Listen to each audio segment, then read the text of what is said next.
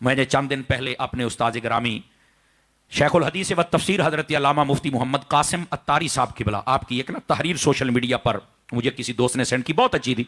आपने दुनिया के रहने वाले तमाम तबका है जिंदगी के इंसानों से फरमाया कि तुम मौलवी क्यों नहीं बनते हो। उस तहरीर का मेन टाइटल यह था कि तुम मौलवी क्यों नहीं बनते हो, बमै सियासतदान सबको। और यह जुमला तो बड़ा अजीब है, लोग तो थोड़ी सी बात हो तो मौलवियों की मुखालफत शुरू कर देते हैं, लेकिन उस्ताद साहब कहते हैं तुम मौलवी बन जाओ। कहा वो क्यों? फरमाते देखिए मौलवी साहब की तनख्वाह होती है 15,000 20,000 हद 30,000 को खुश नसीब होगा भाई 30 के छलांग लगाए तो ठीक है, और उसकी कमेटी वाले भी मेरा ख्याल है बख्शे जाएंगे। तवज्जो नहीं फरमा रहे, जो 30,000 देंगे कमेटी वाली भी बख्शे जाएंगे। इमाम साहब की खिदमत फरमाया करें मेरे भाई, इतना इतना पैसा अकाउंटों में होता है लेकिन इमाम को देने के लिए मसला बन जाता है। अब करें क्या, हम किधर जाएं जनाब।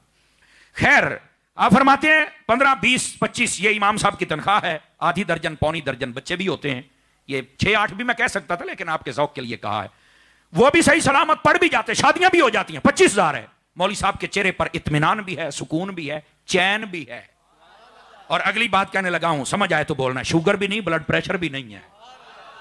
नहीं तवज्जो फरमाइए आप हजरात ने, ये मेरे उस्ताद साहब कह रहे हैं। और ऐसा ही होता है जनाब, जबकि बराबर में देखा जाए बेशक सोने का ताजरी क्यों ना हो, वो मिल ऑनर ही क्यों ना हो, नशे की गोलियां खा के बेचारा सोता है, 8-8 गाड़े स्कूल फिर नहीं आता है, रोटी बेचारा खा नहीं सकता, डॉक्टर कहता है वो खा ये खाई तो तू गया, क्या फायदा दौलत इकट्ठी करने का बताओ ना। और फिर मिलावट ऊपर से करता है, सूद का काम ऊपर से करता है, 2 नंबरी ऊपर से करता है। तवज्जो है भी साहब हजरात की, सियासतदान है तो मेरा ख्याल है जितना हमारे लिए सियासतदान लड़ रहे हैं ना, तो मेरा ख्याल है अब उनकी मेहनत करनी चाहिए कि थोड़ा लड़ें, आप कहीं जख्मी ना हो जाएं। हमारे लिए इतनी मेहनत और स्ट्रगल कर रहे हैं आप हजरात, कहीं जिबाई ना हो जाएं। नहीं तवज्जो फरमा रहे आप हजरात। गिरामी कदर हजरात, उस्ताद साहब फरमाने लगे क्या वजह है, जज है, वकील है, डॉक्टर है, ताजर है, मिल ऑनर है, रो रहा है, वजह क्या है? कहा वजह यह है कोई सूदी काम करता है, जिसको अल्लाह बचाए सुभान अल्लाह, वरना कोई सूदी काम करता है, कोई मिलावट वाला, कोई धंधा करता है, कोई 2 नंबरी करता है, और बाद में वो रोते हैं, परेशान होते हैं। मौलवी साहब क्यों सुकून में होते हैं? ना सूद है, ना रिश्वत है, ना धंधा है, ना 2 नंबरी है। अब आप सुभान अल्लाह मौलवी तो बोल लेना, चलो बाकियों ने तो नहीं कहना ना, क्यों जी, मौलवी तो बोल लेना कम अज कम है।